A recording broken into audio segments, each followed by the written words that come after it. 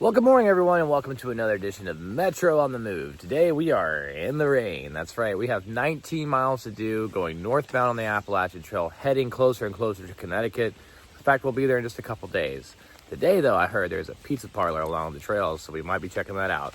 With that being said, it's a beautiful day, so let's keep moving.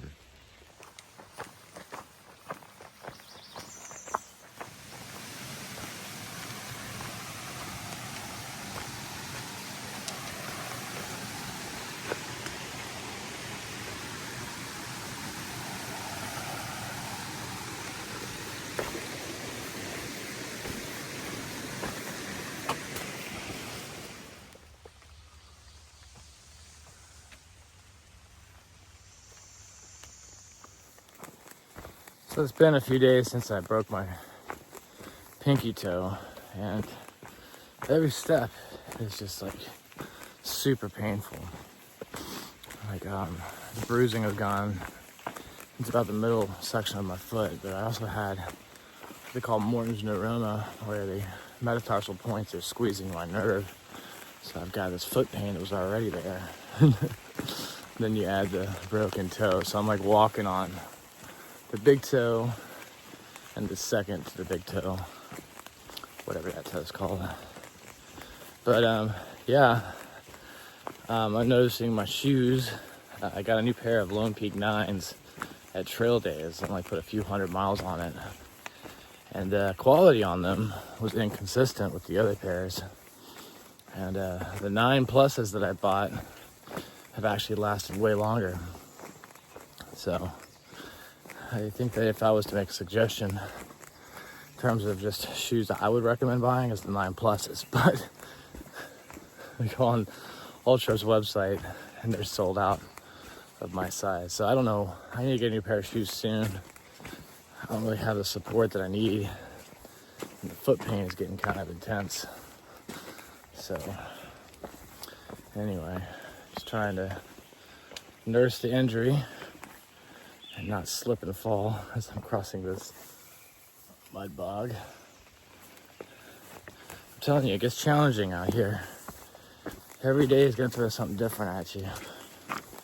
Whether it be an injury, the weather, water, etc. But the trail is really all about the journey, the peaks and the valleys in which you learn about yourself in between here and there. So you just gotta let the trail take you where it will. You're gonna go on a physical journey, like I said, with the injuries, losing weight, gaining muscle, your trail legs. The mental, which would be all the thoughts that you have rumbling around, because you got a lot of time to think about everything that's going on in your life before you got on trail, while you're on trail. And then the spiritual, tying it all back to what are you doing this for in the first place? What are you here for? What is your message? What are you trying to accomplish in this world? And then how you connect with others, not just on a physical, but also a spiritual level. So, lots to be learned on the trail. I'm telling you, every step is painful. Look at this wall, guys. Whoa. Cool. So even though we're in the rain, in the green tunnel, still get some cool views along the way. One of my favorite things about hiking the AT, though, is all the different people that you meet. I mean, all kinds of people from all walks of life, all different hiking styles, and they're all out here enjoying the trail. And a quote I heard while I was on trail was, "The people are the picture, the AT is the frame." So even though you might be in the green tunnel, even though it might be raining, you still encounter a lot of different people all having a good time for whatever reason, enjoying this trail. Like I said, you grow in so many different ways when you start backpacking, especially long distance, because you start to grow in so many different areas of your life. And, I started this trail with one mindset, I can tell you right now, has completely changed. I'm so grateful for the opportunity to be here, the opportunity to connect with you guys, to share my story, but also to grow as an individual in terms of how I look at the world as a whole, and spiritually what I want to do in the future in terms of how I can help others on their journey and lift them up, because you only get one shot in this world, and I want to make sure that my light shines bright, and a measure of your light is how you brighten someone else's day. So you may not always remember someone else's name, but you'll always remember how they made you feel. Well, I want to make sure that anytime I encounter someone, I make them feel heard, special, and I want to include them on this journey. So thank you guys for being a part of my journey, and hopefully this is helping you on yours. So I heard a ringing in the distance. John explained to me it's the telephone of the wind. Though I've lost you, I can hear your voice in the silent echoes of your absence. You speak to me through the rusting leaves, whistling wind and bowing branches. Though I've lost you, I feel you here in this shrine of trees in nature's sanctuary. The telephone is for all who grieve.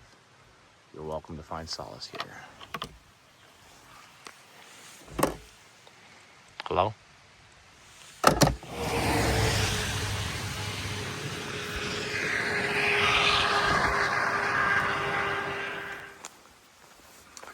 It amazes me that the mountain laurel is still out, right? We're in the middle of June right now, going through the green tunnel in New York in the rain. But again, every day is an adventure out here on the Appalachian Trail to some capacity.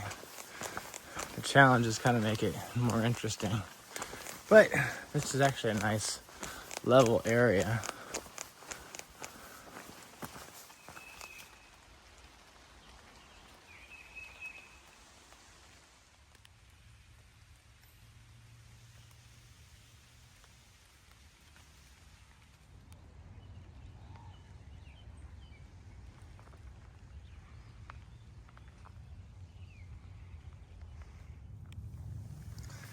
Alright guys, it looks like we have reached another high point on the Appalachian Trail. Here's this marker, 9/11. What of you guys? Even though it's raining outside, I'll take it. Had a nice little snack here.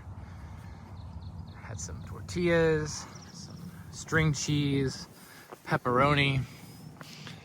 Had some Nutter Butters. Oh man, it was great. Good times.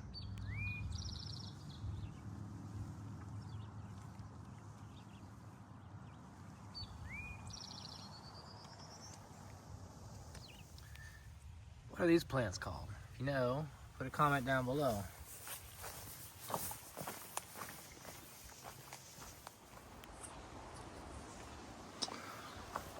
So we're just outside of the RPH shelter. We have these huge rock formations. A lot of green, guys, a lot of rain, not a lot of views, so sorry if the videos are getting shorter. I would share with you more if there was more, but here's some rock formations if you're interested. Today, though, we do have a highlight, another deli blaze coming up. We're gonna hit some pizza. Gonna hang out with Gray J and get some more pizza.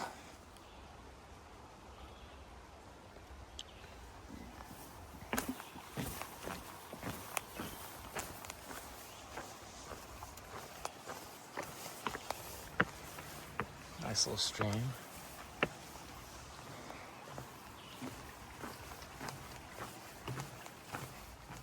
Guys, look at this number, 760 to go. Are you kidding me? Springer Mountain, 1424.9. I don't know how old this sign is. I think it's a little bit dated. But the Connecticut state line is 26.8. We're almost out of New York. That is just so crazy. So here we are, RPH, or Ralph's Peak Hiker's Cabin. It actually has a door on it. And some water and chairs and a lounge chair. Wow, and a window. What is this? A window? do we got here? What do we got here? Someone in here? A couple people. Oh, there's a pup-up.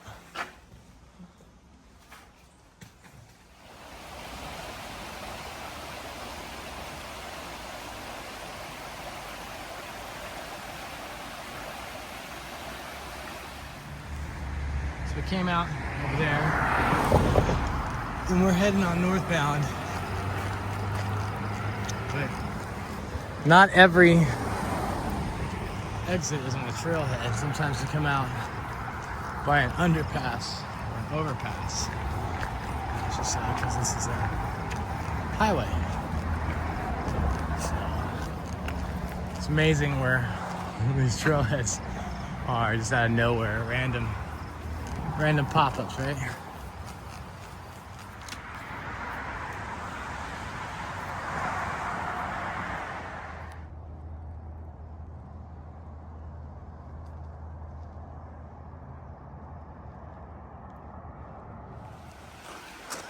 Well, we just came down that mountain.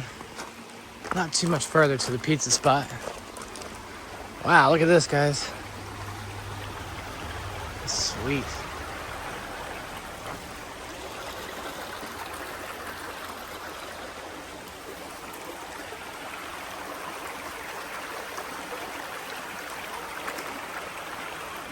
Okay guys, I kind of messed up. I didn't film the pizza that I just ate and the wonderful chicken salad, chicken Caesar salad that I had. Sorry about that, but it was delicious. Still got 4 miles to hike today, so we're not done yet. So it's back on the trail.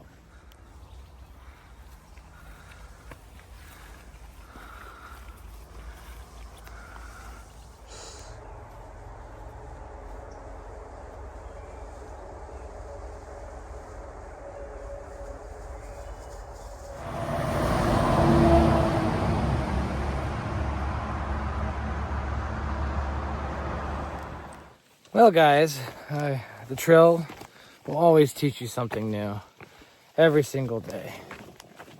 I don't know if you heard that or not, but that was my stomach. Oh my gosh. So, at the pizza spot, Cordella Pizzeria Gelatata, whatever it was called, I went for something a little healthy. Oh, I won't slip there either. I got a super large chicken Caesar salad. Well, that would be enough for most people. No, I had to keep going. I got a large cheese pizza on top of it. And then, you know, instead of getting water, which is what I probably should have got, it's like, you know what? I'll go with a 2 liter of cola. Not a liter of cola, a 2 liter of cola. I only drank half of it, but anyway, so I put all that in my stomach. Most of it anyway. I had a couple pieces left over. 30 minutes later, that Caesar salad, boy, I tell you what, I haven't had a salad in a long time. I had a salad the other day, but it was Italian dressing. Now, Caesar, correct me if I'm wrong, put a comment down below, is a little bit of oil, an egg, some lemon juice, and anchovies. Now, I could be wrong, but I think that's what it was. I put that liter of soda in there and mixed it around with a bunch of salad. Now, I've been trying to eat all right out here, but most of it's been processed. Most of it comes in a crinkly bag. Anyway, so I'm just, how bad can it be? 4 miles left of the day, so I get back to the trailhead, and I start running up the hill, or whatever I was doing. And my stomach said, hey, you know what you just did? You put all that stuff in my stomach. So, no hesitation, I got bubble guts, man. Hardcore. Now, I'm all about leave no trace, man. But this was an emergency, dude. I'm telling you, I did get away from water sources. I did dig somewhat of a hole, but man, boy, I tell you what, I've got the worst case of butter buns right now. The worst. I still got miles to go. I'm still climbing mountains here. So, anyway, the point of this is that even if you got hiker hunger, you still got to consider what you're putting in, because you still gotta remember, what goes in must come out. And sometimes your body ain't always gonna like it. So if you're gonna go eat a bunch of town food, you may want to stay in town versus, you know what, I'm gonna go back out in the mountains. Let that be a lesson for you. The trail will always teach you something. Butter guts, bubble guts leads to butter buns. And that ain't good.